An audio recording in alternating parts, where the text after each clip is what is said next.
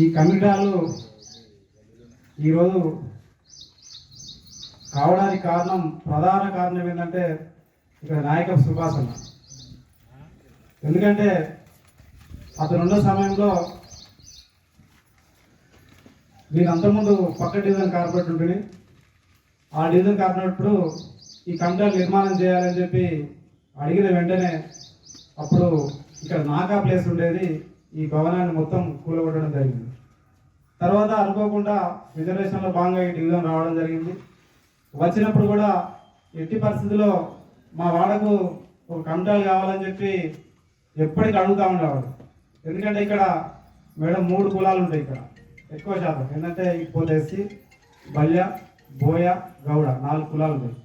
వీళ్ళందరూ కలిసి ఒకే కుటుంబంలాగా వినాయక చవితి కానీ తర్వాత వాల్మీకి కానీ ఇంకే పండుగలు ఉన్నా కానీ ఈ ప్లేస్లో చేసుకునేవాళ్ళు. వీరందరికీ పెద్ద దిక్కుగా సుభాష్ అన్న ఉండేవాళ్ళు. ఆయన ఊక అంటూ ఉండేది, ఎట్లా చేసి కమిటాలు కట్టాలి, మా వాడకు ఎట్లా చేసి తేవాలని చెప్పి ఊకే అడుగుతూ ఉండేది. దురదృష్టం ఆయనను వెంటాడి మన మధ్యలో లేకుండా చేసింది.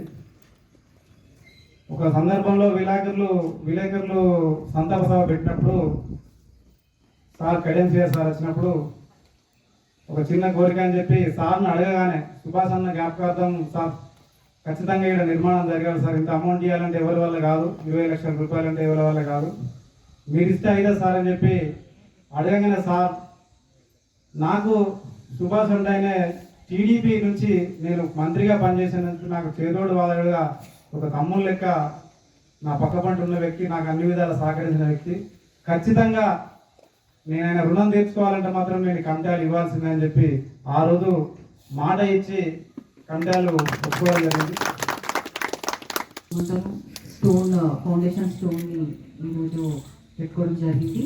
ఈ పనులకి కూడా తొందరగా మనము మిగిలిన నిధులు మనం వెళ్ళిపోయి ఉంటే ఇచ్చేసి పనులన్నీ కూడా అనుకున్న టైంలో పూర్తయితే ఈ సంవత్సరం అంటే మనకి 1 year అవుతున్నట్టుంది కదా, దాదాపు 10 months. అదే ఆ లోపు మనం చేసుకోగలిగినట్టయితే మనము ఇక ఆయన కళ్ళ నిజం చేసిన వాళ్ళం అవుతాము. ఇంకొకటి ఏంటంటే సంకల్పం అనేది ఎంత గట్టిగా ఉంటే, ఇప్పుడు నేను ఏమనుకున్నా అంటే తన జ్ఞాపకార్థంగా మాత్రమే ఇది చేస్తున్నాం అనుకున్నాం, కానీ ఇంతకుముందు ఇద్దరు చెప్పిన మాటలతోటి అర్థమవుతుంది ఏంటంటే ఆయన బతుకున్నప్పుడు కూడా ఇక్కడ కమిటీ వాళ్ళకి కోరుకున్నాడు అంటే మన సంకల్పం ఎంత బలంగా ఉంటే మనం ఉన్నా లేకపోయినా అది నిజమవుతుంది అని చెప్పడానికి ఇది ఒక నిదర్శనం. ఈ సందర్భంగా ఇక్కడికి వచ్చిన అందరికీ కూడా నేను మొదటే చెప్పడం మర్చిపోయినా, అందరికీ కూడా పేరు నమస్కారాలు.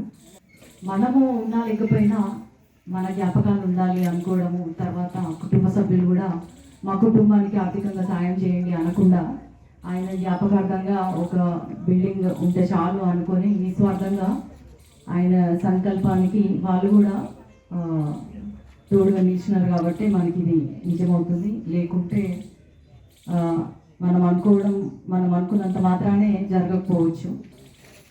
నిజంగా కూడా వాళ్ళకి ఇది తీరని లోటే. ఒక తల్లికి ఎంత కడుపుకోత, ఒక భార్యకి ఎంత హృదయ వేదన ఉంటుంది అనేది ఈ మధ్య చాలా మందిని చూస్తుంటే కూడా అర్థమవుతుంది. అసలు ఈ మధ్య విలేకరులు ముఖ్యంగా గత 10-15 రోజుల్లో 3 చనిపోయినారు వరంగల్ జిల్లాకు సంబంధించి. నేను విలేకరులు సుత్తర్లకు ఏం సలహా ఇస్తున్నా అంటే, మీరు ఒక ఏజ్ దాటినాక మనకి ఇప్పుడు దేనికి కూడా ఏజ్ లిమిట్ లేదు. అంతకుముందు ఒక 50 ఏళ్ళు 60 ఏళ్ళు వస్తే అనారోగ్యాల పాలయ్యేటోళ్ళు. ఇప్పుడు అది 40కి తగ్గింది, కరోనా వచ్చినాక 30కి తగ్గింది, 25కి. అంతకుముందు కూడా మహిళలకి గుండెపోటులు రావు, మహిళలకి కార్డియాక్ అరెస్టులు అవ్వవు అనుకునేటోళ్ళము. ఇప్పుడు మహిళలు కూడా దాంట్లో వాళ్ళు 40 ఏళ్ళు దాటిన వాళ్ళకి వచ్చేస్తున్నాయి. కాబట్టి అందరికీ కూడా ఒక డాక్టర్గా ఏం సజెస్ట్ చేస్తున్నా అంటే, మీరు ఈ జర్నలిస్ట్ వృత్తిలో పగలు రాత్రి ఎండ వాన అనకుండా చాలా కష్టపడతారు. కాబట్టి మీరందరూ కూడా ఆరోగ్యాన్ని జాగ్రత్తగా చూసుకోవాలని నేను మీ అందరినీ కూడా ఒక సోదరుగా కోరుకుంటున్నాను.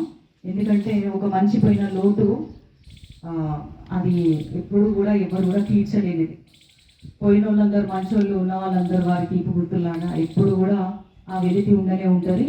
ముఖ్యంగా ఆంధ్రజ్యోతిలో పనిచేస్తున్న ప్రతి ఒక్కరికి కూడా వాళ్ళు ఒక కుటుంబ సభ్యుని కోల్పోయిన బాధలో ఉన్నారు. కాబట్టి వాళ్ళందరూ కూడా కలిసికట్టుగా ముందుకు వచ్చి మా సుభాష్ అన్న పేరు మీద ఇది కావాలి మాకు అని కోరడం వల్లనే ఆ దేవుడి అనుగ్రహం వలన మన నాన్నగారు టైం ఉన్నప్పుడు చెప్పినారు, అది నా ద్వారా నిజమవుతున్నందుకు దేవుడు నన్ను కూడా సెలెక్ట్ చేస్తున్నాడు ఈ పనిలో అని నేను భావిస్తున్నాను. ఇది బీసీ కమ్యూనిటీ హాల్ కాబట్టి బీసీ ఇక్కడ ఏదైతే 4-5 కులాలు ఒకటిగా ఉన్నాయి అని చెప్తున్నారు కాబట్టి అందరూ కూడా దీన్ని మంచిగా వాడుకోవాలని కోరుకుంటున్నా. ఇక్కడ పోతే ఇంకోటి హెల్త్ సెంటర్ గురించి చెప్పారు, దాని గురించి కూడా నేను ఆలోచిస్తాను. ఎందుకంటే అక్కడ మనం గవర్నమెంట్ ఏమన్నా శాంక్షన్స్ తీసుకురావాలా, లేకపోతే గవర్నమెంట్ ఫండింగ్ ఉంటుందా, లేకపోతే నాదైనా నడుస్తుందా అనేది చూసి మనము ఇక్కడ ఉన్న పేద వాళ్ళకి, మధ్యతరగతి వాళ్ళకి మంచి జరిగే విధంగా నేను తప్పకుండా ప్రోత్సాహాన్ని తెలియజేసుకుంటున్నాను. ఈరోజు ఇక్కడ ఉండడము నిజంగా కూడా చాలా రోజుల నుంచి ఇది పెండింగ్ అయితే వచ్చింది. వర్షాకాలం కాబట్టి తొందర పనులు పూర్తి చేసుకోవాలనే ఉద్దేశంతో కూడా ఈరోజు ఈ కొబ్బరికాయ కొట్టడం జరిగింది. కాబట్టి ఎవరైతే దీని బాధ్యత చూస్తున్నారో వాళ్ళందరికీ ఒకటే విజ్ఞప్తి, మనకి ఎంపీ ఫండ్స్ అంటే వెంటనే రిలీజ్ అయిపోతాయి, వాటి గురించి ఏమి ఇబ్బంది లేదు. కానీ పనులు మాత్రం మనకి టైంకి జరగాలని అందరినీ కోరుకుంటూ మళ్ళీ దీని ప్రారంభోత్సవానికి తప్పకుండా కలుద్దాము. నేను సుభాష్ అన్న వాళ్ళ కుటుంబ సభ్యులకి ఇంకా ఇంకా ధైర్యాన్ని, ఆత్మస్థైర్యాన్ని ఇవ్వాలని ఆ దేవుణ్ణి ప్రార్థిస్తూ సెలవు తీసుకుంటున్నాను. అందరికీ నమస్కారం.